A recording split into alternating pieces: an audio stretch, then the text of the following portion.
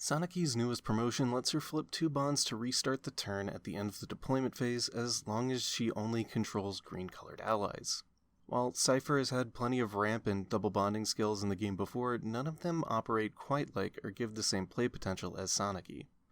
She can also discard 2 cards to draw 2 cards and gain a range of 1-2 until the end of the turn. One important thing to note of her new variations is that she can cycle through the deck rather easily and can set up her retreat for healing or growth-related shenanigans without much problem. When building Sanaki, the best 1-cost to open with is her set 16 variant. She has 30 attack, no range, and the ability to tap, draw a card, and then discard a card.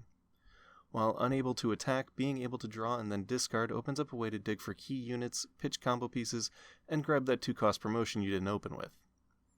It also makes it so Sanaki has something to do on the play, a luxury most other leader units don't have.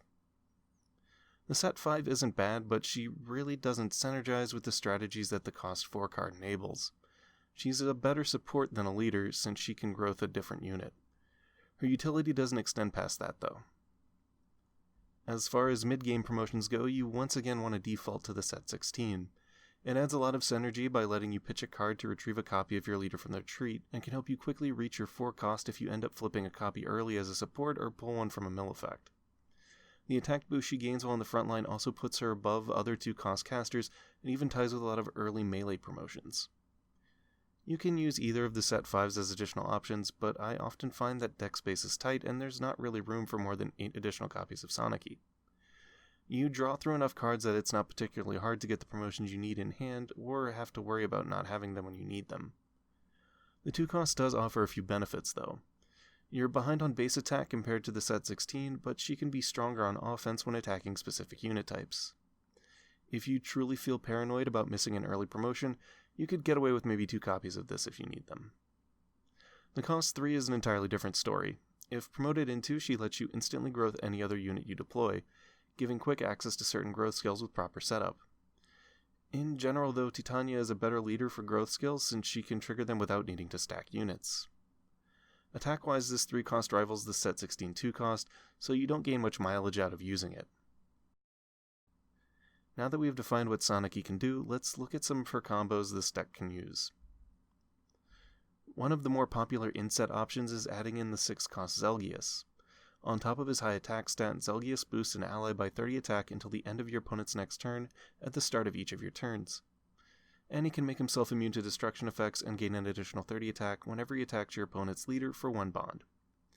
If you slap down Zelgius, then reset, you can continually keep Sanaki at 100 attack, and the 1 cost for his own boost is only limited by not being able to reach your opponent's leader. This really isn't much of a combo since it only requires you to get to 6 bonds and play Zelgius and then reset, but it's an important late game play for Sanaki to stabilize. Next is something a bit more complex but still pretty easy to follow, the Lagoons Combo. Sanaki has a lot of effects that cycle cards into their retreat, so she can set up revival effects like Jill rather easily. Your main pitch targets early on should be Enna or Kurthnaga. Depending on the situation, you can promote Sanaki, reset, and then play Jill into one of your 2 revival targets.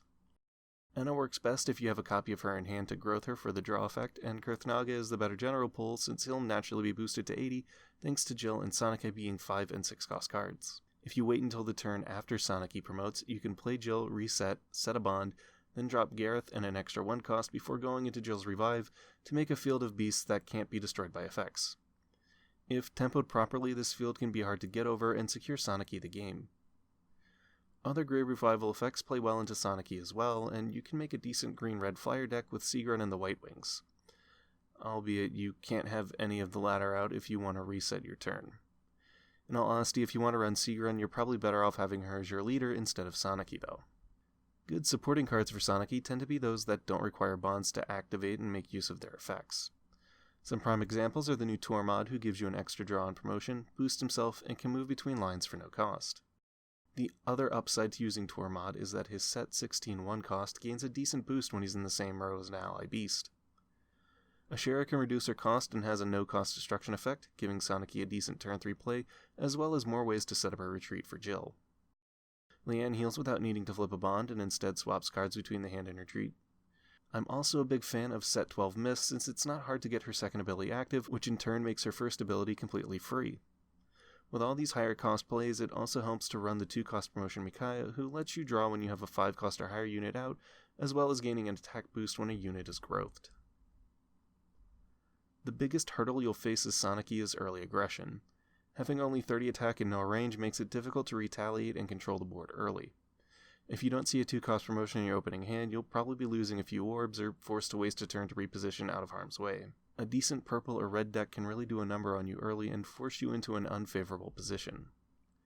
Even though most of your plays are pretty straightforward, you want to avoid just kind of autopiloting your combos and chains that you have available. Turn 4 Sanaki into Jill Enna is strong, but is still something your opponent can crack back on from only 4 bonds if their leader is promoted. If you can afford to hold out a turn to 5 bonds, that can be more beneficial for you in the long run than overcommitting early. Just because you have the reset doesn't mean you should.